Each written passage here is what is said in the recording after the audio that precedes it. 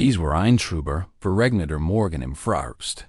Als ich mich wieder im vertrauten Gwimmel der Baker Street 221b wiederfand. Der Rauch von Holmes' Morgenpfeif verwob sich in den Nebel, der hartnäckig an den Fenstern klebt. London hat einen grauen, melancholischen Anstrich angenommen. Das fernratternde Droschken und die Ruf der Stragenhimmler wurden von der feuten Luft gedämpft. Ich hatte gerade die Morgenausgabe der Times beiseite gelegt. Deren Seiten noch feud waren vom schnellen Lauf der Boten durch den Regen. Als Holmes plötzlich von seinem gewohnten Platz im Kamin aufstand. Sie waren heute Morgen abgelenkt. Watson bemerkte, ohne von der schmalen Monographie aufzublicken, die studiert hat. Seine scharfen grauen Augen hefteten sich auf. Das Kleingedruckt, als lägen die Geheimnis des Universums darin verborgen. Sie warfen immer wieder einen Blick auf den Kamensims. Obwohl ich bezweifle, dass sie sich für meinen Präzisionsschuh oder die Überreste des chemischen Experiments von gestern Abend interessieren. Ich zuckte zusammen. Einen Moment lang verunsichert über die Genauigkeit seiner Beobachtung. Sie überraschen mich immer wieder, Holmes, gab ich zu, als ich meine Fassung wieder langleint. Aber ich muss gestehen, ich habe nur über die unjahreszeitliche Düsternis nachgedacht, die sich über die Stadt gelegt zu haben scheint. Holmes. Lächelte, ein schmales, zufriedenes Lächeln. Ah ja, aber Sie sind nicht der Tipp, der sich über das Wetter den Kopf zerbringt, mein Lieber. Nein, ich vermute, Ihr Gedanken waren mit der merkwürdigen Meldung in der heutigen Morgenzeitung beschäftigt. Dem merkwürdigen Tod von Reginald Thurston. Ich blinzelte. Der Name beruht mich. Ich erinnerte mich an die Kurzkolumne. Auf der dritten Seite, ein bekannter Ingenieur, der Tod in seiner Werkstatt aufgefunden wurde. Einblick, ein Unfall mit dem Dampfmaschine. Ein bedauerliches, aber für jemanden seines Berufsstandes nicht ungewöhnliches Risiko. Ich hätte kaum darüber nachgedacht, aber Holmes hatte offensichtlich noch etwas anderes bemerkt. Thurston, wiederholte ich und beut mich viel aus. Holmes' seine Monographie beiseite legte mich mit dem durchdringenden Blick mustert. Aber sein Tod war da nicht weiter als ein tragisches Unglück. Holmes legte die Fingerspitzen ineinander, und sein Gesichtsausdruck verschärfte sich. Wie euer Interesse, wie tragisch, aber kaum ein Unfall. Die Umstände lassen auf ein überlegter Hand schlagen. Stellen Sie sich vor, Watson, ein Mann bekannt für seine Akribie, ein Ingenieur von beachtlichem Ansehen, wurde tot neben einer Maschine gefunden, die selbst konstruiert hat. Wurde ein solcher Mann wirklich einem so elementaren Unglück zum Opfer fallen? Ich spürte den vertrauten Schauer, der Holmes kryptisch Beobachtungen stets begleitet. Sie vermuten ein Verbrechen? Ich vermute, antwortet Holmes. Und in seinen Augen strahlt Jeans eigentümlich Leuchten, das stets einen spannenden Fall ankündigt, das wir auf ein Rätsel gestiegen sind. Das beträchtlichen Einflussreichtum erfordert. 1. Desenlassung all unserer vereinten Fähigkeiten erfordern wird. Beverage weiter drängen kann. Klopft Mrs. Hudson ließ, aber bestimmten Deiter, und sie trat mit einer Visitenkarte auf einem kleinen Silbertablett ein. Holmes nahm sie entgegen, warf einen Blick auf die saubere Kupferschrift und erhob sich abrupt von seinem Stuhl. Es scheint, unser Morgen wird da nicht uninteressant sein. Wirken die da? Und warf die Karte auf den Beistelltisch, wo ich dem geprägten Namen sehen konnte. Herr Leonard Asquith, Chef Maschinenbauingenieur, Great Northern Railway. Mach dich bereit, Watson, sagt Holmes mit einem Funkeln der Vorfreude in den Augen. Ich vermute, unser Ingenieursfreund hat uns ein höchst faszinierendes Problem beschert. Die Morgenson hat sich kaum durch den dichten Nebelschleier gedrängt, als Mrs. Hudson mit einer Karte auf einem Silbertablett unser Wohnzimmer betrat. Holmes, der auf dem Sofa, ausgestreckt lag, blickt von seiner Monographie über Chiffren auf. Rendigt die Seiten süßemenfelte an mein Brill zurücktragt. Ein Bessiker. Sir, werkendet Mrs. Hudson. Erscheint ziemlich verzweifelt. Zu sein. Holmes griff meitiner Blitzen Lassikit notch de card. Ah, fascinierend. Foreign scene hierin, Mrs. Hudson. Einen Moment später trat ein Mann von Krotiger Statur an etwas aus dem Aussehen ein. Sein Gesicht war gergtet, entweder vor Anstrengung oder Angst, und sein Blick huscht von Holmes zu mir.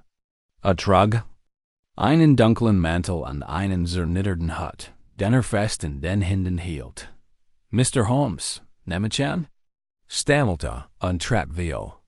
Ja, in der Tat, erwidert Holmes und deutet auf den Sessel. Und das ist mein Freund in College, Dr. Watson. Mitnehmen Sie Platz. Sie worken aufgeregt. Der Mann sank in den Stuhl und holt tief. Luft. Mein Name ist Timothy Randall. Ich bin Lokführer bei der Great Western Railway.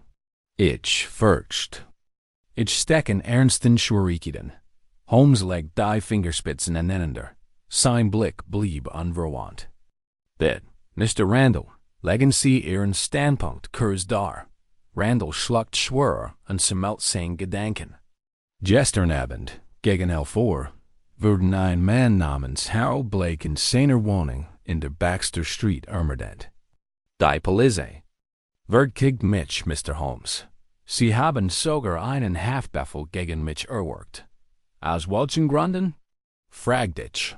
Randalls Hand zitterten, als die Einzelheiten schildert. Blake wurde erstochen in seinem Arbeitszimmer aufgefunden. Und es gab Anzeichen eines Kampfs. Die Vermieter embarrasste von lauten Stimmen unter Polizeis Schwert. Habe mich etwa die Zeit das Haus verlassen sehen. Dabei war ich im Bamboro und habe ein Nacklich Reparer überwacht. Ich habe Kollegen, die für mich bürgen können, aber die Polizei behauptet. Meine Anwesenheit am Tatort sei unbestreitbar. Holmes büht sich vor, seine Augen funkelten vor Neugier. Dieser Polizist, wie ist sein Ruf? Ein Mann namens Rigby, ziemlich fleigig, wie man mir sagt. Aber ich schwöre, ich war gestern Abend nicht mal in der Nähe der Baxter Street. Holmes trommelt nachdenklich, mit den Fingern auf der Armlehne. Gibt es einen Grund, warum Sie für Mr. Blake ein Bedrohung darstellen sollten? Randall zagert. Es stimmt, wir hatten meine Verschiedenheiten. Blake war auch Ingenieur, so sozusagen ein Rival. Wir stritten oft über Projektplan. Behauptet, ich hätte einen seiner Barrick und unseren Arbeiter sabotiert. Es kam nicht dabei heraus, aber die Feindseliget blieb. Aus Sicht der Polizei ein plausibles Motiv, bemerkt ich. Holmes stand abrupt auf und ging zum Fenster. Die Aussicht der Polizisten ist merkwürdig. Die Gewissheit, Mediura. Behauptet, Sie das Gelände verlassen zu sehen. Die Tenten Twitter auf eine Illusion oder ein Bewusstfälschung hin. Hat Sie sonst notes jemand im Bamboro gisten? Ja, Sir. Mein Assistent Graham Porter und einige Mitarbeiter der Nachtschicht. Ich war mindestens 2 Stunden dort, weit nach Mitternacht. Holmes drehte sich und blickte in Dirt dringend. An, beschreiben Sie mir Blakes Unterkunft. Randall zedert. Ein bescheiden Wohnung im zweiten Stock, nur ein Eingang und ein schmal Treppe. Das Arbeitszimmer liegt sehr strange. Blake hat die Jalousien immer halb heruntergelassen. Holmes. Lächelte schwach. Ein Ingenieur, sagen Sie. Sagen Sie mir, Mr. Randall, kennen Sie das Prinzip der optischen Reflexion? Randall sah ein Wort. Spiegelungen? Meinst du, wie Spiegel? Ja, man muss sich überlegen, ob das, was man sieht, der Realität entspricht oder nur ein Abeldaven. Watson, hol meinen Mantel. Wir müssen sofort in die Baxter Street. Aber die Polizei. Began Randall. Überlassen Sie das mir. Warf Holmes ein und griff nach seinem Hut. Ein tattert muss für sich selbst sprechen. Ich werde Ihnen aufmerksam zuhören. Als wir in den frischen Morgen hinstreten, flüstert Holmes mir zu. Ein merkwürdiger Fall, Watson. Entweder ist Mr. Randall der geschicktes Lügner, den wir erlebt haben, oder jemand hat sich außergewöhnlich Mühe gegeben, ein Alibi zu konstruieren. Eins, das die Realität widerspiegelt, ohne sie wirklich widerzuspiegeln. Fasziniert. Von seinen kryptischen Worten folgt ich Holmes in die gestigen Stragen Londons, onward gespannt. Was sein scharfer Verstand ins Licht bringen wird. Rend wir durch die verwinkelten Stragen Londons zogen, watch die Stadt allmählich im Leben. Kuchen ratterten über das nass Kopfsteinpflaster, und das Fernpfeifen eines Dampfers halt durch den Nebel. Holmes bewacht sich mitgejuend. Schnellen Schritten, sein scharfer Blick huscht von Fenster zuter, stets aufmerksam für die Kleinigkeiten, die meisten übersehen wurden. Wir erreichten die Baxter Street. Als sich der Morgenabel zu lichten begann an die schmutzigen Facetten der dicht gedrängten Gebäude freigab. Nummer 17. Die Adresse von Hal Blakes Unterkunft war ein schmales, dreistackiges Gebäude mit rüberschmierten Siegeln und kleinen, schmutzigen Fenstern, die wie müde Augen hinstarrten. Holmes blieb im Eingang stehen und musterte mit scharfem Blick den Turmen und die kleinen, gesprungen Scheiben darüber. Achten Sie auf die Kreuzer im Riegel, Watson, murmelte und auf den schwachen Rückstand auf der Tischwall, ein Mischung aus Kohlenstaub und Schlamm, wahrscheinlich vom Bahnbetriebswerk. Ich blickte auf die Stelle, auf die gesehen hat, und konnte die schwachen, dunklen Streifen kaum erkennen. Glauben Sie, Randall war hier? Holmes lächelte nur und stieß die Tür auf. Wir stiegen die nährend Hohlstreppe hinauf. Im jedem Schritt wurde die Luft stickiger und stickiger. Der Treppenabsatz im zweiten Stock war schmal. Das schwarze Licht warf lange Schatten. Wie auf Blakes Arbeitszimmer stand ein polices Watch. Sein Stiefel waren poliert. Aber seine Augen waren von der Front und trub. Mr. Holmes, sagt. Und nickend verstief sich beim Anblick der Detectives. Man hat mir gesagt, Sie würden kommen. Inspector Lestrade ist drinnen. Holmes stieß die Tür auf und gab den Blick auf ein schlichtes, unordentliches Arbeitszimmer frei. Staubkörnchen wirbelten in den dünnen Lichtstrahlen, die durch die halb heruntergelassenen Jalousien fielen. Papier lagen verstreut auf dem Schreibtisch. Ein umkippter Stuhl stand neben dem Kamin, und der schwere Kupfergerik von getrocknetem Blut lag in der Luft. Lestrade, ein drahtiger Mann mit scharfen Gesichtszügen und ständig skeptischem Stirnrunzel, richtete sich auf, als wir eintraten. Holmes, Watson, sagte der Mighty Mischung aus Respekt und Jürger. Ich nehme an, Sie sind gekommen, einen völlig klaren Fall zu hinterfragen. Holmes niet den Kopf. Nur mich selbst zu sehen, Lestrade. Ich wüsste, Sie haben Ihr Theorie bereits entwickelt? Lestrade verschränkt die Arme. Ein duns Lachen huscht aber sein Mundwinkel. Randall hat ein klares Motiv. Beruflich Eifersucht. Eine Fendlichkeit an nun auch noch ein Zugen, die einem tattert vertickt. Die Vermieterin, Mrs. Langley, bestet darauf, Blake wir dem Streit Randalls Namen rufen Garrett. Zu haben, was will man mehr? Holmes ignoriert die Frage und ließ seinen Blick durch den unordentlichen Raum schweifen. Ging zum Schreibtisch und durchsuchte mit behandstigter Hand die verstreuten Papier. Sein langen Finger verharrten über einem Stapel Boblin. Jeder mit die Präzisen Magang eben an Notizen versen.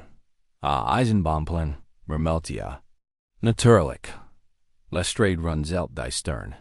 Was ist damit Ihnen? Sagen Sie, Inspector.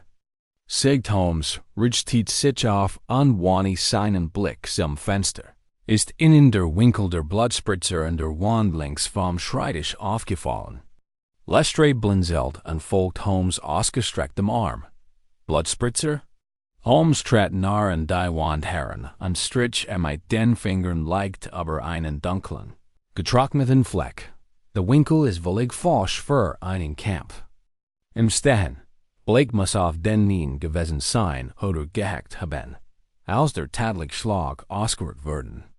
Da die Anordnung hier, deutet auf einen heftigen, langwierigen Kampf hin. Lestrade's mean verfinstert sich. Was soll das sein? Holmes dreadde sich, seine Augen funkelten an einer eigen tummlichen Intensität, die auf seinem bebrischensten Schlussfolgerung voraussing. Das bedeutet, dass unser Opfer seinen Martyr wahrscheinlich kennt. Wurde in einer Position niedergestreckt in der verletzlich war, vielleicht als noch etwas griff oder sich verteidigt. Lestrade wollte protestieren. Da Holmes war bereits zum Fenster gegangen. Zog die Jalousie leicht hoch und enthüllt ein rüberschmiert Glasscheibe, die das Inner des Zimmers in schwachen, geisterhaften Details widerspiegelt. Dann hockt sich hin und betrachtet den unteren Rahmen und den dahinterliegenden. Sims, merkwürdig, flüsterte, mehr zu sich selbst zu uns. Stand abrupt auf und wandte sich an Lestrade. Inspector, war das Fenster offen, als Sie ankamen? Lestrade runzelt die Stirn. Sicklich verwirrt von der Frage. Offen? Nein, es war fest verschlossen. Da der Staub auf der Fensterbank ist aufgewirbelt. Und der Heuer Sims wie es leicht Kratzspuren auf. Möglicherweise ist jemand durch dieses Fenster geflohen oder hat zumindest versicht. Lestrade kniff die Augen zusammen. Sie meinen, Randall sei aus dem Fenster geklettert? Holmes lächelte und rückt seinen Mantel zurecht. Nicht unbedingt, aber jemand hat getten oder beabsichtigt. Dieser Raum hat sein ganz Geschichte noch nicht erzählt. Und ich vermute, das Alibi unseres Ingenieurs hängt von mehr als nur dem richtigen Zeitpunkt ab. Alten dem verworten.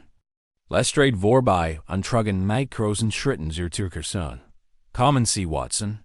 Ich glaube, unser nächster Halt ist das Büro der Great Western Railway. Ich habe ein paar Fragen an Mr. Randalls Kollegen. Ich folgt Holmes not straugen. Renn mir die Beobachtungen und Schlussfolgerungen durch den Kopf gingen. Was Spur Holmes auch immer erblickt hat, es war klar, dass bereits begonnen hat, das Alibi des Ingenieurs zu entwirren. I aufgebe, die für jeden weniger intelligenten Menschen unüberwindbar gewesen war. Das Klappern von Pferdekutschen und das Zischen von Dampflokomotiven erfüllten die Luft, als wir uns dem Büro der Great Western Railway näherten. Ein Dunruschicht hingen den Steinfasten an der Schwarz. Metallisch Jarek von Jill und Eisen wet meinte der Morgenpreis. Holmes ging voran, sein scharfen Augen huschen über jedes Detail. Als kannten ihm die Siegel selbst Geheimnis zuflüstern. Wir fanden im Büro geschäftliches Treiben wie auch. Telegraphisten ratterten in ihren Maschinen, ein Ingenieur in dicken Mantellen wussten sich aber Baupläne. Der Jarek von frischer Tint und Maschenfit vermischt sich mit der feuden Kaltu, die an unsere Kleidung klebt. Holmes ging zum Empfang, wo ein junger Angestellter aufliegt, beherrscht von der plötzlichen Anwesenheit des Detectives. Mr. Graham Porter, wenn ich bitten darf, sagt Holmes nab. Der Angestellte blinzelt, sein Feder schwett unsicher über einem. Hauptbach, Mr. Porter. Assault in der Werkstatt sein, Sir. Dritter links. Holmes luftet seinen Hut, und wir gingen einen schmalen Korridor entlang. In den Wänden hingen gerahmt Kupferstich von Dampfmaschinen und stoßen Ingenieuren, die neben ihren Mechaniken worken standen. Die Werkstätter standen ein Spaltbreit offen, und das Klirren von Metall und jämmermeltige Gespräch drangen hindurch. Holmes stieß darauf und gab den Blick auf einen großen, überfüllten Raum frei, in dem sich die Skelett hauptfertiger Lokomotiven befanden. Der Geruch von Kohlenstaub und heißem Metall lag in der Luft. Ein großer Donnermann, man might präziser.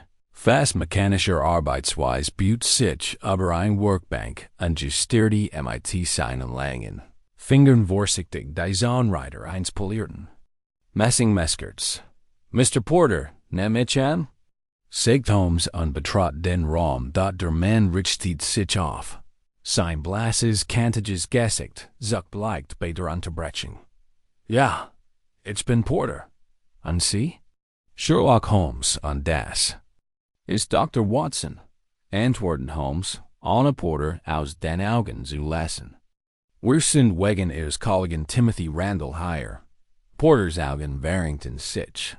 Seine dünnen Lippen pressten sich zu einer harten Linie zusammen. Randall? Was hat just wiedergetten? Ein interessant Frage, sagt Holmes.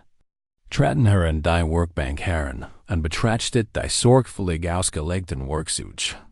Behauptet, in der Nacht von Harold Blakes Ermordung hier gewesen zu sein. Sie waren beim, glaub ich. Porter zergert und blickt auf das Messingmesser in seinen Händen. Ja, war hier. Wir haben eine Signalverbindung repariert. Randall hat die Kalibrierung überwacht. Holmes nahm einen dünnen Metallstab von der Workbank und drehte ihn in seinen Fingern. Und Sie können bestätigen, dass die Werkstatt im Lauf des Abends nicht verlassen hat? Porter legt das Messer hin und wischt sich die Hand in einem schmutzigen Touch ab. Natürlich. War die ganze Zeit hier. Wir hatten einen engen Terminplan, und Randall ist absolut gewissenhaft. Holmes legt die Angel zurück. Auf die Workbank und blickt zur Wand. Sie arbeiten bis spät, Mr. Porter. Porters duns Lächeln kehrt zurück. Die Eisenbahnarbeiten rennen nie wirklich auf, Mr. Holmes. Lokomotiven stehen nie still. Holmes nickt nachdenklich.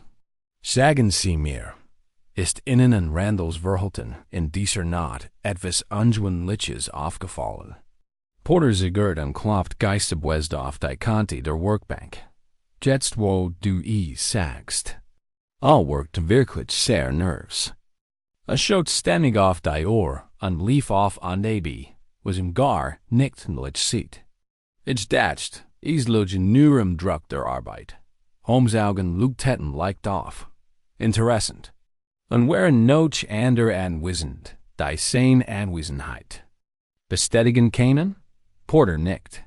Ja, zwei Mechaniker waren auch da. Allerdings waren sie nur kurz unterwegs, Werkzeug und Material zu holen. Holmes trat zurück, den Blick noch immer auf Porter gerichtet. Danke, Mr. Porter. Sie waren ein große Hilfe. Porters Blick folgte uns. Als wir die Werkstatt verließen, sein Gesichtsausdruck war ein merkwürdig Mischung aus Erleichterung und Misstrauen. Als wir wieder auf die nebelverhangene Straße traten, konnte ich meine Neugier kaum zügeln.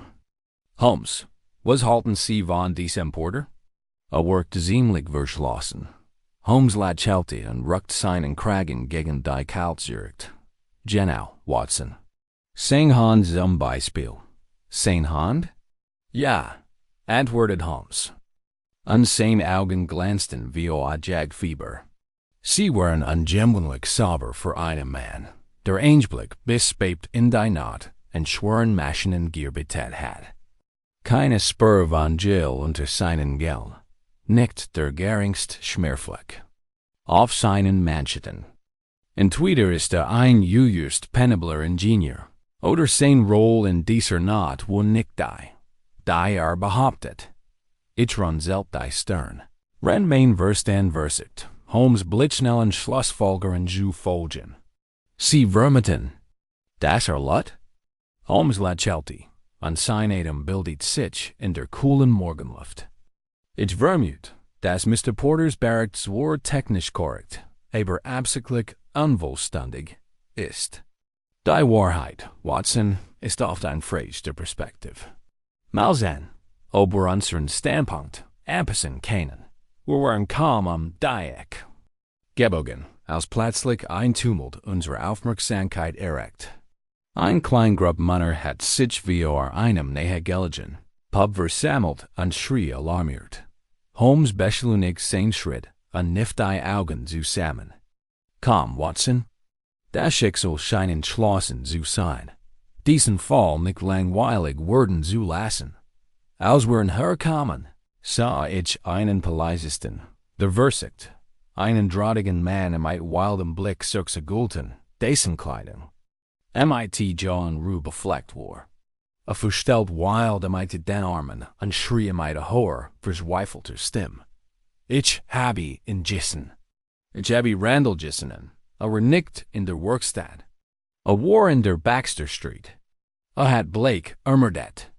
Holmes blieb stehen und heftet seinen scharfen Blick auf den zappelnden Mann.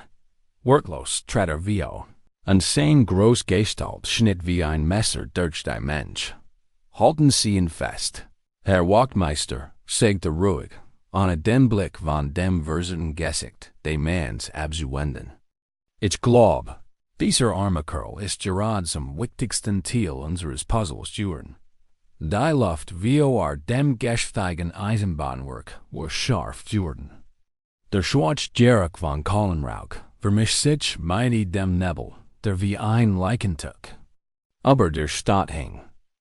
Der drahtig, rüberschmiert Mann wehrt sich weiter gegen den Griff des Polizisten und rollt wild mit den Render Entschuldigungen aus dies. Ich habe ihn gissen.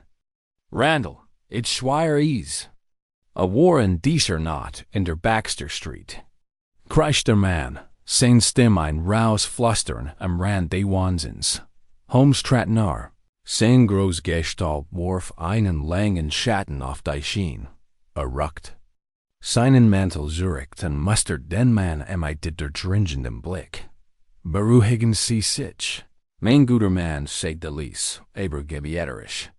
Sie behaupten, Timothy Randall in der Nacht von Harold Blakes Ermordung gissen zu haben?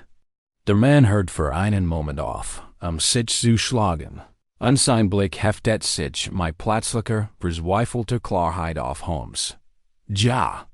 Ja, das habe ich. Ist ein Lügner, ein Martyr. Holmes bedeutet dem Polizisten, seinen Griff etwas zu lockern, und der Mann sackt zusammen. Sein Brust haben senkt sich, als die cool Luft einatmet. Sein Gesicht war hager sein. Augen wie Erschöpfung oder Wahnsinn eingesunken. Da in seinem Blick lag ein Funk Entschlossenheit. Wie ist Ihr Name? Fragt Holmes sanfter, aber bestimmter Stimme. Eli Wood, Sir, antwortet der Mann und rieb sich die Handschlag, wo der Griff des Polizisten rot Spuren hinterlassen hat. Ich arbeite nachtschicht im South Yard. Ich sehe Dinge. Dinge, die anderen entgehen. Holmes nickt und knifft die Augen zusammen. Also gut, Mr. Woods. Lassen Sie mir genau. Was Sie gissen haben? Woods Blick huscht Nerves über die kleine Mensch, die sich versammelt hat, und sein Finger verdrehten sich Nerves. Ich matcht in dieser Nacht mein Rundun. Überprüft die Kohlwagen nahe der Cruising Baxter Street. Es ist ein Einsamstreck, voller Schatten und dem Klirren von Schienen. Also dort. Und sein Stimme wurde zu einem Flüstern. Ich sah ihn durch den Nebel schleichen, wie ein Geist. Jorst erkennt nicht, dass es Randall war. Aber dann drehte sich, und das Gaslicht eines vorbeifahrenden Zuges erfasst ein Gesicht. Die scharfen Gesichtszüge wurde ich überall wiedererkennen. Holmes' Augen leuchteten auf, und beugte sich nahe. Und Sie sind sicher, dass es Randall war? Woods' Kopf whipped vor lauter Energie auf und ab. So sicher wie die aufgehend sahen. Trug denselben dunklen Mantel, den immer treit, den mit dem zerrissenen Raum. Ich sah ihn in ein Gas verschwinden. Nur einen Steinwurf von Blakes Unterkunft entfernt. Mir lief ein kalter Schauer über den Rücken. Die Wort day. Mans klangen unmissverständlich übersut. Da Holmes blieb ausdruckslos. Sein Gesichtsausdruck undurchschaubar. Warum haben Sie sich nicht früher gemeldet, Mr. Woods? Fragt Holmes mit scharfer Stimme. Wood zucht zusammen, sein. Finger zuchten en seinen Seiten. Ich had Angst, Sir. Randall had frund in hohen Positionen. Manner, die einen armen Arbeiter wie mich ohne zu Zeiger ruinieren könnten. Aber als ich hört, dass sie ihn verhaften, wusste ich, dass ich etwas sagen musst. Blake mag ein harter Kerl gewesen sein. Aber had is nicht verdient, dat zu werden. Holmes richtet sich auf und blickt den Polizisten neben Woodsin. Nehmen Sie die vollständige Aussicht dieses Manns auf. Notieren Sie jedes Detail. Sein Wort könnte entscheidend sein.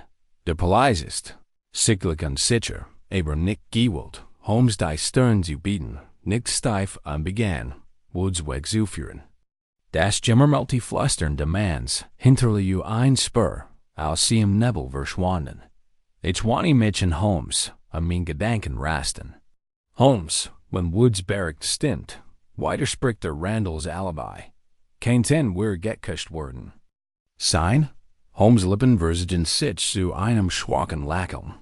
Geduld, Watson. Erinnern Sie sich an mein Wort von vorhin. Wahrheit ist oft ein Frage der Perspektive. Woods mag aufrichtig sein, aber Aufrichtigkeit allein garantiert keine Richtigkeit. Wir müssen seine Darstellung überprüfen, bevor wir Schlussfolgerungen ziehen. Wir setzen unseren Spaziergang fort. Unsere Schritt halten vom nassen Kopfsteinpflaster weiter, wenn Holmes' scharfer Blick über die schattigen Gassen. An flackernden Gaslaternen schweift. Wohin gehen wir jetzt, Holmes? Fragt ich und bemüht mich, MIT einem schnellen Tempo mitzuhalten. The Baxter Street, antwortete mit grimmiger Stimme. Wir müssen unsere Schritt zurückverfolgen. Diesmal mit Woods Bericht im Hinterkopf. Wenn Randall tatsächlich den Täter besucht hat, müssen die Beweise dort sein und auf ein aufmerksames Auge warten. Als wir uns Blakes Ankunft wieder hörten, erschien uns die Schmalstraße noch dunkler. Der Nebel wird dichter, als wohl die Stadt selbst unseren Weg vertiken. Holmes blieb am Eingang stehen und ließ seinen Blick über das Mauerwerk, die gesprungenen Fenster und das Regenas Kopfsteinpflaster SCHWA von dort, beugt sich und untersucht den Boden direkt, vor der Tor. Ich büg mich nach Herren und versucht herauszufinden, was seine Aufmerksamkeit erregt hat. Dort, inmitten von Schmutz und Schutt, war ein schwarz gesagte Linie in den Stein gießt. Ein frischer Kreuzer, fast verbogen unter einer Ruschicht. Holmes richtet sich auf, und seine Augen glänzten zufrieden. Watson, sehen Sie sich diesen Flecken? Es ist genau die Art von Kreuzer, die von der Mittelspitze eines Arbeitsstiefels stammen kennt, so wie ein Eisenbahningenieur bevorzugen. Ich, ganz aufgeregt. Glaubst du, es gehört Randall? Holmes' Blick wurde distanziert. Seine Gedanken rasten bereits vorwärts. Vielleicht, oder vielleicht gehört es einem anderen Spieler in diesem düsteren Drama, jemandem, der hofft, einen Schatten der Schuld auf unseren bedrangten Ingenieur zu werfen. Trat zurück, sein Gesicht war konzentriert. Kommen Sie, Watson. Es gibt noch ein weiteres Puzzleteil, und ich vermute, es liegt nicht in den Schatten der Baxter Street, sondern in den Köpfen der Männer, die Wahrheit verschleiern wollen, als wir uns Gehirn wandten. Schloss sich der Nebel hinter uns und verschluckt unsere fluchtenden Gestalten wie die still, gleichgültige Stadt, die sie war. Wir kehrten in nachdenklichem Schweigen in die Baker Street, 221b zurück. Holmes scarf gesset zu Seiten. Einen Ausdruck tiefer Konzentration, rende die widersprüchlichen Geschichten, die wir zusammengetragen hatten, in Gedanken verarbeitet. Ich schürt das Feuer, die kalte Nebels, hing mehr noch in den Nacken. Ren Holmes in unserem Wohnzimmer auf und ging. Die langen, dünnen Finger unter dem Kinn aneinander gepresst. Woods Aussicht ist beunruhigend, sagt ich. Unbrach das Schweigen. Wenn sie stimmt, befindet sich Randall tattered, aber behauptet, im Bamboro gewesen zu sein. Holmes blieb mitten im Schritt stehen, und sein Blick konzentriert sich. Ja, Watson, und genau darin liegt die Herausforderung. Entweder sich Woods oder uns fällt ein wichtiges Puzzleteil. Erinnern Sie sich, Porter hat Randalls Anwesenheit in der Werkstatt bestätigt, und ich nicht dazu, in zu glauben, schon. Allein, weil Seinluge, falls sie ein ist, so leicht auf liegen Word. Ich run zelt die Stern, und lent mich an den Kammensims. Aber die Beweis gegen Randall hufen sich. Die Worden hat seinen Namen Gerrit, ein Palizis behauptet, und fliehen gissen zu haben, und nun veritat Woodsin in der Heyday torts. Kennen sich all die Zügen irren. Holmes lächelte, und in seinen Augen blitzt die Belustigung auf. Gerade dies vollen Beweisen macht mich vorsichtig, Watson. Wenn sich ein Fall so offensichtlich präsentiert, liegt das auf darin, dass sich jemand groß Mühe gegeben hat, in so zu arrangieren, bever ich weiter drängen konnt, unterbrach ein Scarfs Klopfen an der Türe unser Gespräch. Mrs. Hudson trat ein. Ihr Gesichtsausdruck war ein Mischung aus Neugier und Besorgnis. Ein Nachricht für Sie, Mr. Holmes, sagt sie und überreichte ein ordentlich gefältige Notiz. Holmes nahm den Zettel entgegen und blickte über die Claire. Präzise Handschrift. Ah, unser Freund Lestrade reagiert schnell. Verlangt unsere Anwesenheit bei Scotland Yard. Es scheint, als wird sich das nicht zum unserem Freund Mr. Randall immer enger zu sehen. Holmes schnappt sich Mantel und Hut an ging mir zu. Großen Schritten bereit surter. Ich eilte hinter. Renn mein Gedanken rasten. MIT den schnellen Schlussfolgerungen des Detectives, Schritt zu HALTN, die Fahrt zu Scotland Yard war kurz, aber angespannt. Das Klappern der Hof auf. Dem nassen Kopfsteinpflaster spiegelt meinen beschleunigten Herzschlag weiter. Lestrade begrüßt uns im Hauptkorridor in einer grimmiger Zufriedenheit. Holmes, Watson, sagte fort uns in sein Oberfoldsbüro. Wir haben ihn. Randalls Geschichte gehört aus den Fugen. Holmes ließ sich in einem Sessel nieder. Anblickte den Inspektor scharf, und, wirklich? Urselen Sie. Lestrade ließ einen Stapel Papier auf seinen Schreibtisch fallen.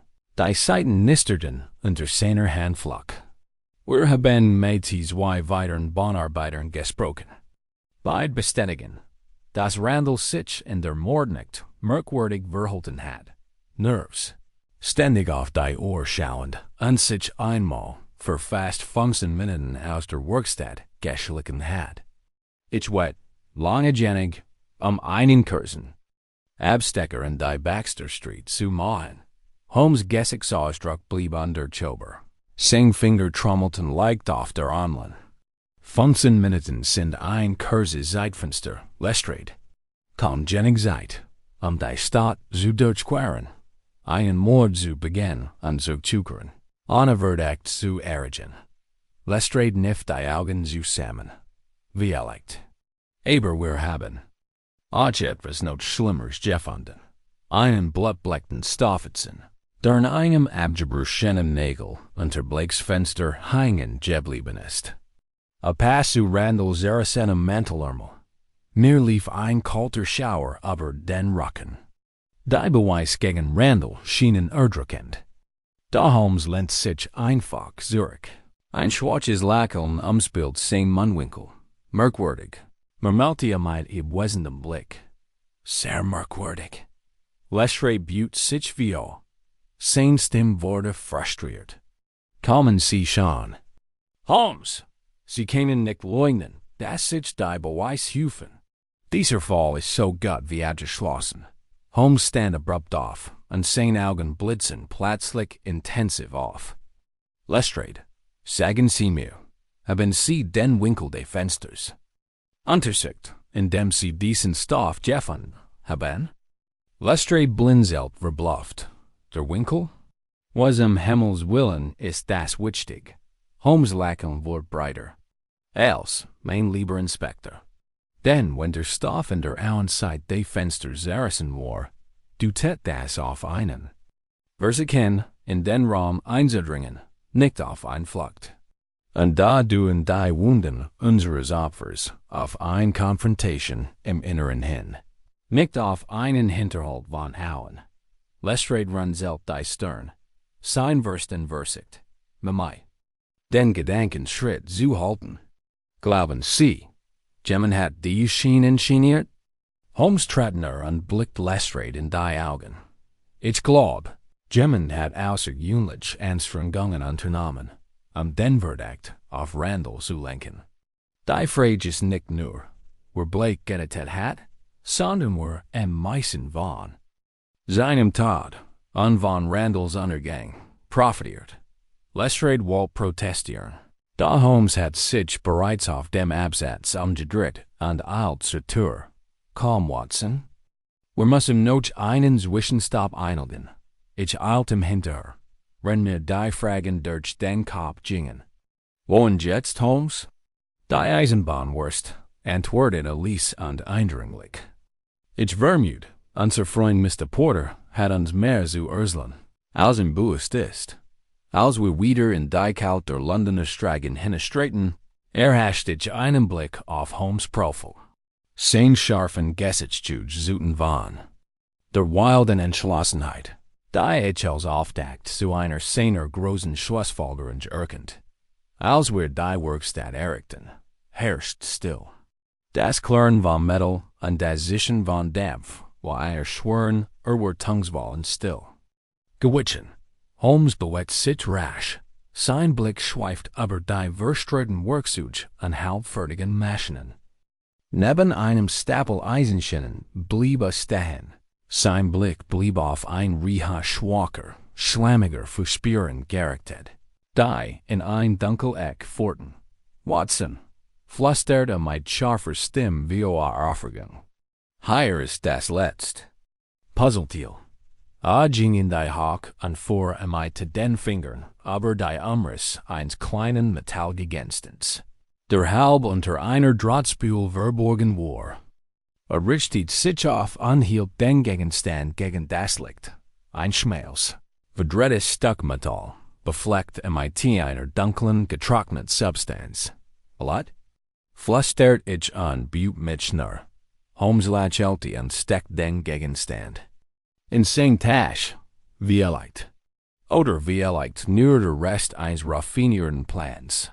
Eins Plans, der bald scheitern wird, die kalte Luft bis ans ins Gesicht. Als Holmes und ich uns auf den Rückweg zur Werkstatt der Great Western Railway machten.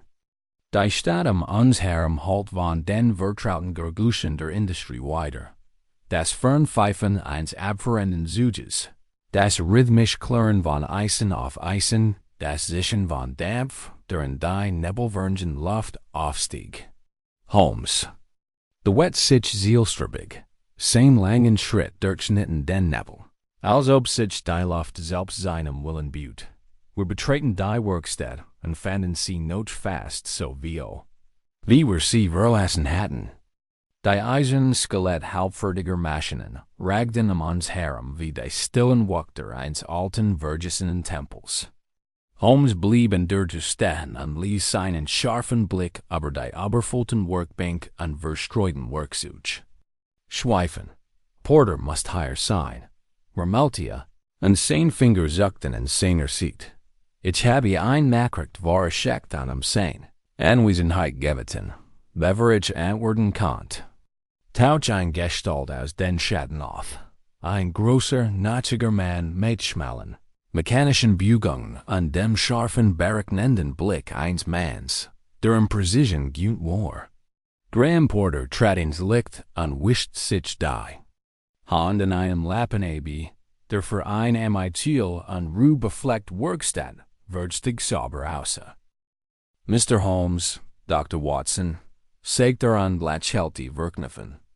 Welchem verdank ich die Freude über diesen unerwarteten Besuch? Holmes trat wie und blickte Porter scharf ins Gesicht. Wir sind hier, Ein paar Details narkt von Harold Blake's Ermerdung zu bestätigen. Porters Augen flackern an ein Kursesacken seiner Mundwinkel variiert an Behagen. Natürlich. Ich habe dir schon alles erzählt, was ich weiß. Holmes lächelte, sein Gesichtsausdruck so scharf. Wie die Schneid einer gut geschliffenen Clinch. In der Tat, aber ich find, dass ein Zweitgespräch manchmal Details ins Licht bringen kann, die im ersten vielleicht übersehen wurden. Holmes' Blick wandert zu einer großen gläsernen Drebung in der Ecke der Werkstatt. Ging darauf zu, und strich mit den Fingern über die gelten Zahnräder der Maschine. Sagen Sie mir, Mr. Porter, sagte mit ebenköpfiger, fast plauderhafter Stimme, war Ihnen bewusst, dass kürzlich am Tatort von Blakes Mord ein Mittelstück gefunden worden, das dem in dieser Werkstatt verwendeten entsprach?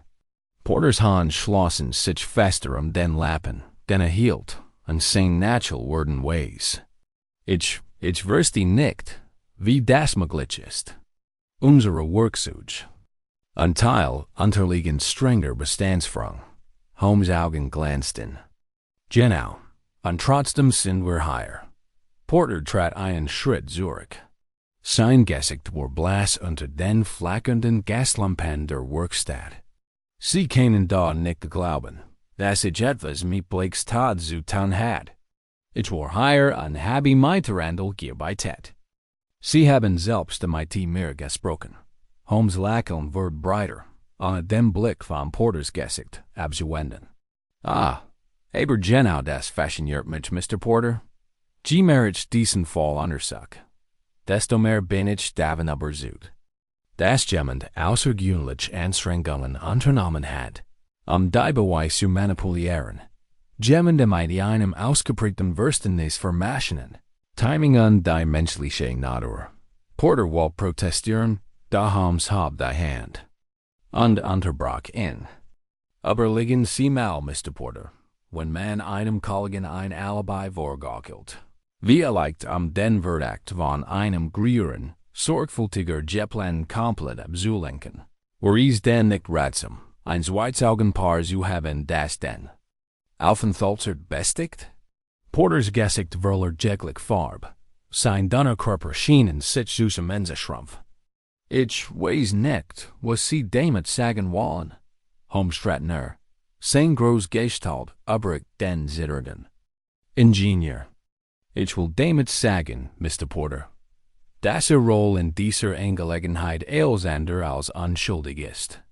Sie wussten, dass Randall der offensichtlich verteidigt sein wird.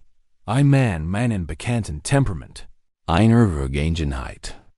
Mit Blake und einer verteidigenden Abwesenheit in der Mordnacht. Sie mussten nur genuine Zweifel sein, sein Verhaftung sicherzustellen. Wenn sie ihr Plan insinuierten. Porters Blick wandert wild zwischen Holmes und mir hinunter.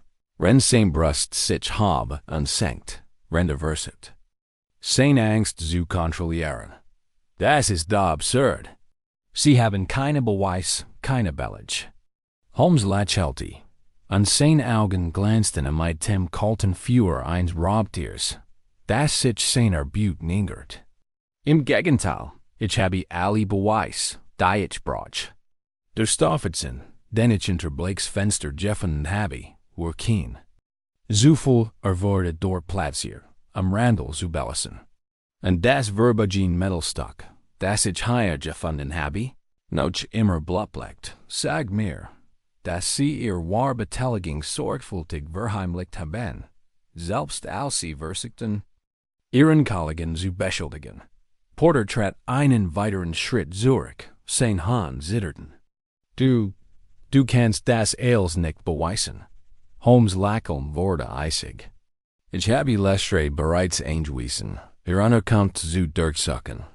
Ich vermute, über die Arbeit schon zu finden, die mit Blakes Blut befleckt sind, so ein paar Stiefel mit demselben einzigartigen Profil wie die Spuren wie Blakes Ankunft. Porters Gesicht verzog sich zu einer Maske aus Wut und Angst.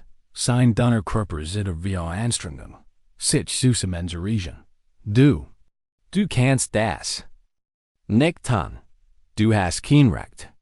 Holmes unterbrochen mit einer scharfen Gest. Im Gegenteil, Mr. Porter, ich habe jedes Recht dazu. Sie haben einen schwerwiegenden Fehler gemacht, indem Sie meine Fähigkeit unterschätzt haben, Ihr raffiniertes kleines Netz aus Täuschungen zu durchschauen. Das Spiel ist aus. Einen langen, angespannten Moment lang war in der Werkstatt nur das entfernt Rattern der Dampfmaschinen und das Zischen von abkühlendem Metall zu rennen. Dann stieß Porter einen plötzlichen, verzweifelten Schrei aus und stürzt sich mit überraschender Geschwindigkeit auf der Haus. Bewegt sich blitzschnell. Sein langer Arm schnellt Vio und packt den Fliehenden am Kragen. Einer scharfen Drehung wirbelte Porter herum und schleudert ihn gegen die kalte, eiserne Mast der Drehbank. Seine Augen blitzen wie kalter Wut. Ich schlage wie Sie finden Frieden mit Ihren Taten, Mr. Porter. Flüstert Holmes mit scharfer Stimme. Wenn Sie das nächste Mal tatsächlich sehen, werden Sie es durch die Gitterspie einer Gefängnisschule tun. Der Nebel hing dicht und bedrückend in der Luft, als Holmes und ich Porter aus der Werkstatt beglitten. Seine Schultern hingen niedergeschlagen herab. Sein Kopf war gesenkt wie ein Verurteilter auf seinem letzten Gang. Ich spürte die Anspannung in Holmes' Griff, als den sitzenden Ingenieurs im wartenden Taxi dirigierte, ohne den Blick warm. Bleichen Gesicht seines Gefangenen abzuwenden. Holmes, flüstert ich und bemüht mich, mit seinen langen Schritten mitzuhalten. Ist das wirklich das Ende? Ist Porter unser Mann? Holmes' einzige Antwort war ein scarfs, humorloses Lächeln, Gettle Watson. These words sich als bald Janet Kulgren. Als wir bei Scotland Yard ankamen, ward it Leschre bereits auf uns. Sein Breitgestalt hab sich wie den flackernden Gaslaternen Abe, die Schmelstrage skumpten. Sein Augen weiten sich beherrscht, als unseren Zerzausen Gefangenen erblickt. Holmes, was zum Teufel ist das? Belter antrat viel, als wir Porter aus dem Taxi zierten.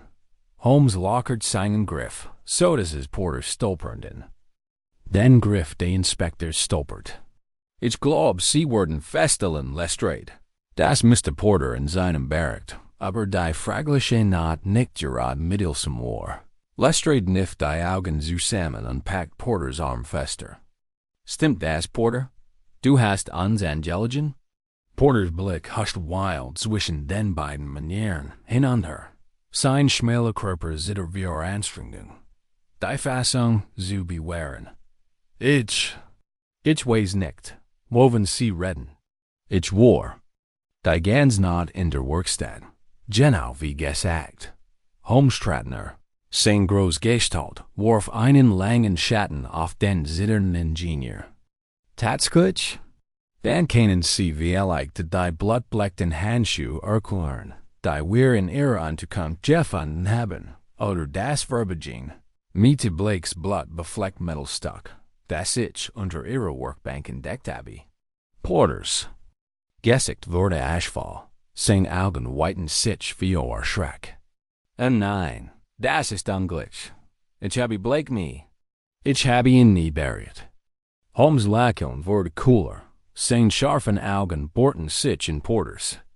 Sie vergessen, Mr. Porter, dass ich die menschliche Natur sorgfältig studiert habe. Sie sind ein Mann, der in Ordnung und Präzision gewöhnt ist und stolz auf die Perfektion seiner Arbeit ist. Aber in ihrer Au, Randall zu beschuldigen, haben Sie ein entscheidendes Detail übersehen. Porters Mund fnied und schloss sich wie ein nach Luft schnappender Fisch. Hat sichtlich Mühe. Die Wahl. Tragweit von Holmes werden zu erfassen. Was welches Detail? Holmes Lächeln wurde raubtierhaft. Die Handschuhe, Mr. Porter. Die Handschuhe. Sie sind zu klein für Randalls Hand. Ich habe sie selbst gemessen. Porter taumelt Zurich. Sein dünner Körper brach gegen Die Mauer der Jahrdining zusammen. Nein, nein, du liegst. Das ist ein Trick. Lestrade verstärkt seinen Griff. Seine Augen blitzen wie plötzlich what? Du Narr. Du dachtest, du könntest Holmes überlisten? Holmes trat einen Schritt zurück, ohne Porters Blick aus den Augen zu verlieren. Sie waren clever, das muss ich ihnen lassen. Sie haben den Tatter manipuliert, Beweis geforscht und Woods Aussage benutzt, Randall als den Beiswitch darzustellen.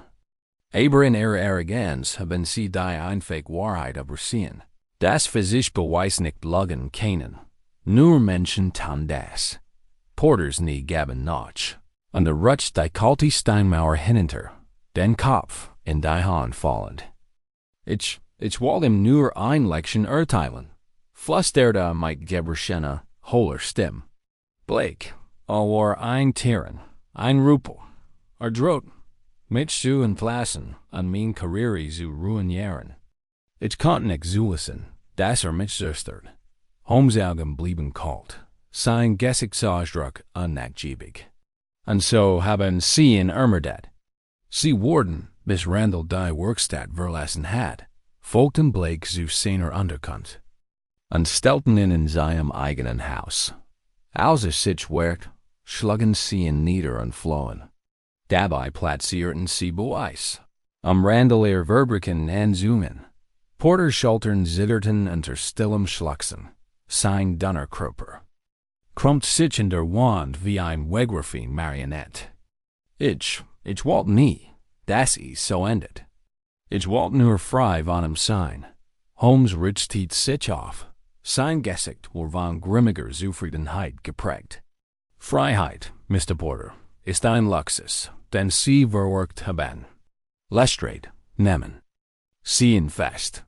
Ich vertraue darauf, dass Sie davor sorgen würden, das Gerechtigkeit herrscht. Lestrade nickt, sein Gesicht hart wie Entschlossenheit. Verlass dich darauf, Holmes. Dies Rat wird sich nicht befreien. Als die Polizisten Porter wegzerten und sein geckelten Schrei durch die Inch Nebelwürnchen Gas halten, drehte sich Holmes zu mir In seinen scharfen Augen glitzert ein Wild, unausgesprochen Befriedigung. Du hast ihn von Anfang an verkickt, sagt ich und bemüht mich, mit seinen schnellen Schritten Schritt zu halten. Wo wusstest du das? Holmes lächelte. An sein langer Mantel bauscht sich ihn wie die Flügel eines dunklen Rackingels. Es war die einfachste Schlussfolgerung, mein lieber Watson. Porters Alibi war so perfekt, sein Geschichte so schlicht. Meiner Erfahrung nach ist die Wahrheit selten so klar. Wir erregten die Streich. Das Fernpfeifen eines verrennten Zuges halt durch die Nebelwürnchen not. Holmes blieb in der Ecke stehen. Sein scharfen Augen durchschnitten den Nebel. Wie zwei Klingen. Komm, Watson, sagt mit leiser, eindringlicher Stimme. Unsere Arbeit hier ist getan, aber das Spiel ist noch lange nicht vorbei. In den Schatten dieser großartigen Stadt lauern immer neue Geheimnisse. Und ich für meinen Teil habe nicht die Absicht, zu ruhen, bis sie Aliens Licht gebrig sind. Dem Dretter sich auf dem Absatz am Anschritt in den Nebel daven. Sein lange, dunkel Gestalt verschwand wie ein Phantom im wirbelnden Dunst und ließ mich zurück. Wenn mein Herz wie Jagdfieber klopft. Der Morgen die Merde klar und deutlich. Der Nebel der vergangenen Tage war von einem kräftigen Ostwind verweht. Das Sonnenlicht fiel schräg durch die Fenster der Baker Street, Tube 1B und warf lange Schatten auf das Chaos in Holmes' Wohnzimmer. Papier, Diagramm und hastig hingekritzelt Notizen bedeckten jede free Fletch. Ein Beweis für das recente Tempo. Mit dem den Jamings Fruns in den letzten Tagen gerist waren. Holmes selbst sah in seinem gewanten Sessel sein schlank Gestalt in einem burgunderfarbenen Morgenmantel gehüllt, die scharfen Augen halb geschlossen. Rende Trott Schweden in der Luft blies. Sein Guides Rudolf seinem nie, an ein Donnerfingers up Gedankenverlen in einem langsamen, nachdenklichen Rhythmus und den Saiten dot. Es schenkt mir ein Tasti ein. Der intensive Duft bildet einen wohltuenden Kontrast zu der angespannten Still, die sich im Raum ausgebreitet hat. Kaum hatte ich Platz genommen, als ich scharf und der klopft, gefolgt vom vertrauten Narren der Torengel, als Mrs. Hudson Inspector Lestrade in Zimmer fort. Auf Lestrades Gesicht spiegelt sich ein Mischung aus Triumph und Verzweiflung. Weiter, sein scharfen Augen huschen die einer Mischung aus Bewunderung und kaum verholter Frustration über des Chaos. Holmes, seg down ließ sich schwerfällig auf den Stuhl gegenüber meinem Freund fallen. Du hast schon wieder. Getten. Porter hat gestern Abend Ales gestanden. Das Blut auf den Händchen stimmt item von Blake überei, genau wie du es vorher gesagt hast. Indro mordenklich. Holmes lächelte schwach. Die Augen noch immer halb geschlossen, rende ein langen Rotschwog ausatmet. Ausgezeichnet. Lestrade. Ich hat kaum Zweifel, dass Porter dein Nerven verlieren wird, sobald meine der Wahrheit konfrontiert wird. Lestrade buht sich vio, die Elbigen auf den Knien sein Gesicht war von der Hitze der letzten Anstrengung durchtet. Aber was ich immer noch nicht verstehe, Holmes, ist, wie sie des als zusammengewürfelt haben. Der Mann hat ein perfektes Alibi, das von einem halben Dutzend Zeugen bestätigt wurde. Wo wussten sie, dass unser Mörder war? Holmes verniet blitzschnell die Augen und fixierte den Inspektor in seinem scharfen, habaktorigen Blick. Nicht die Beweis haben werden, sondern deren Fällen. Porters Alibi war so perfekt, so schlicht. Meiner Erfahrung nach ist die Wahrheit selten so einfach arrangiert. Lestrade runzelt die Stirn und zog verwirrt die Augenbrauen zusammen. Aber die Zeugen, der Zeiteblauf. Als du tet auf. Randall hin. Holmes buht sich vio und legt die langen Finger unter sein Kinn. Genau, mein lieber Lestrade. Und genau das macht mich misstrauisch. Porter wusste, dass Randall der offensichtlich Wirklichkeit sein wird. Die beiden waren schon einmal aneinander dritten, und Randalls raues Temperament matcht in zum Sonnenbach. Da gerad die Perfektion. Die Komplets wird zum Verhängnis. Lestrade schüttelt den Kopf und hat sichtlich Mühe. Holmes schlussfolgern zu folgen. Das müssen Sie mir erklären, Holmes. Ich fürchte, mein Verstand bewegt sich nicht in so verwirrungen. Krisen wie ihr. Holmes lächelte, und seine Augen funkelten amüsiert. Also gut, lassen Sie es mich Ihnen erklären. Porter hat diesen Mord, mit der Präzision eines Meisteringenieurs geplant. Hat Beweis geforscht, Zeugen manipuliert und sogar den Täter inszeniert, Randall Schuld zu fälschen. Dahin, seiner Eil, sein Spüren zu verwischen, Börse ein entscheidendes Detail. Lestrade buht sich nur zu Holmes. Sein Blick heftet sich auf sein scharfkantiges Gesicht. Und welches Detail war das? Holmes erhob sich von seinem Stuhl. Sein Morgenmantel wirbelt ihn herum wie der Umhang eines Bunnenmagiers, der sich auf seinen letzten Auftritt vorbereitet. Ging zum Kamin und strich mit seinen langen Fingern über den Rand des Kammersimses.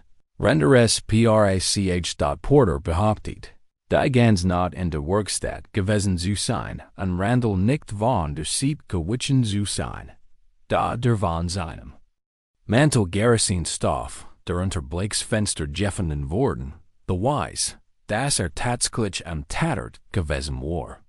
Darüber hinaus stimmt der Schlamm in den Stiefeln aus seiner Unterkunft mit dem einzigartigen roten Lehm überein, der nur in der Gasse hinter Blakes Haus gefunden worden. Lestrades Augen weiten sich, und sein Mann klappt vio Erstaunen auf. Aber hat behaupten können, sei einfach nach der Arbeit hier entlang gegangen. Das ist kein Beweis für Mord. Holmes lächelte. Sein Augen glänzten im Führerschein. Ah, aber die Handschuhe, Lestrade. Die Handschuhe. Sie ihren Sitz, dass sie mit Blakes Blut befleckt waren, aber zu klein für Randalls Hand. Porters. Versich, seinem Kollegen etwas anzoomen, hat im letzten Licht verraten. Denn die Handschuhe passen perfekt zu seinen eigenen Händen. Lestrade sank in seinen Stuhl Zurich, sein Augen weiten sich ungelbubig.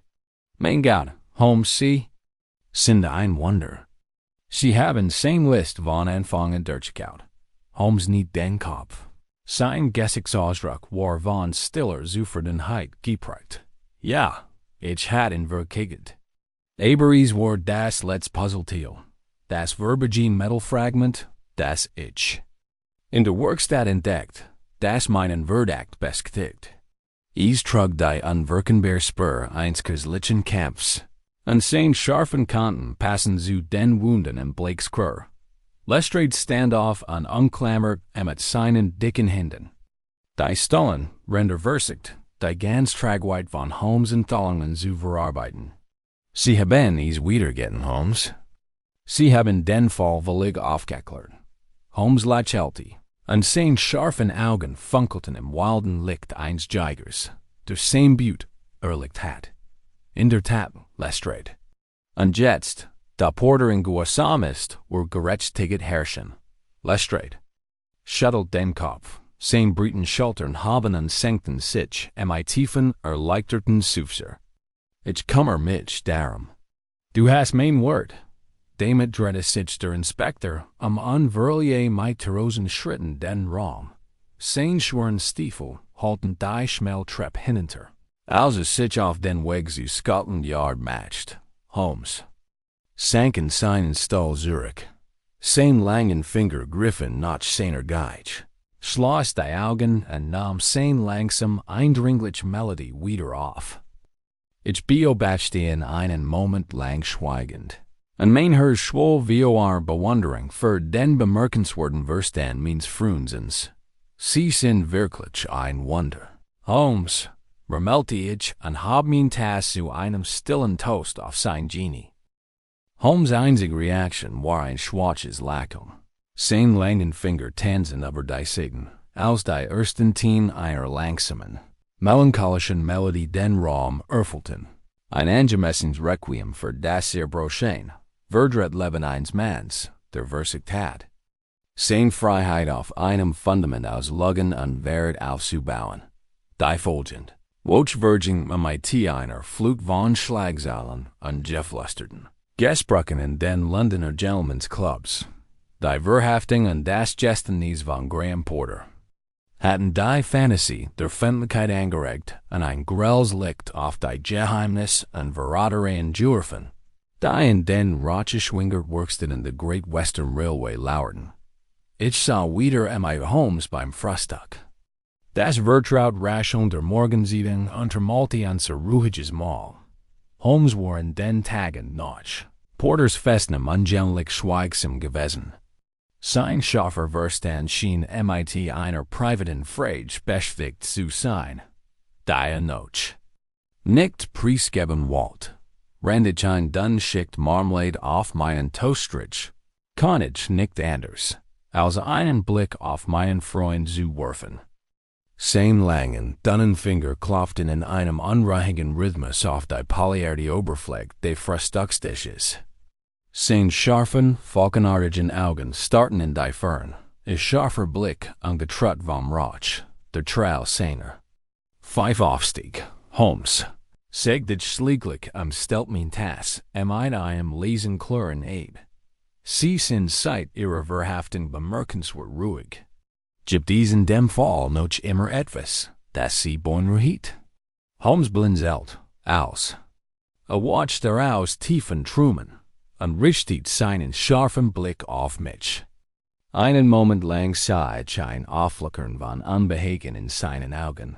Da hieß verschwand so schnell, wie es aufgetaucht war, und wurde durch seinen Juen coolen, berechnenden Ausstrecker setzt. Watson, sagt daran lehnt sich. Mit einem schwachen, sarkastischen Lächeln in seinem Stuhl Zurich. Sie haben die Zelle eines Dichters, der immer nach Sinn in der unscheinbaren Still der Leben sucht. Nein, mein lieber Freund, ich habe lediglich über die merkwürdige Psychologie unseres kürzlich festgenommenen Ingenieurs nachgedacht. Ich habe ein Augenbrau, fasziniert von seiner plötzlichen Rückkehr zum Thema Porter.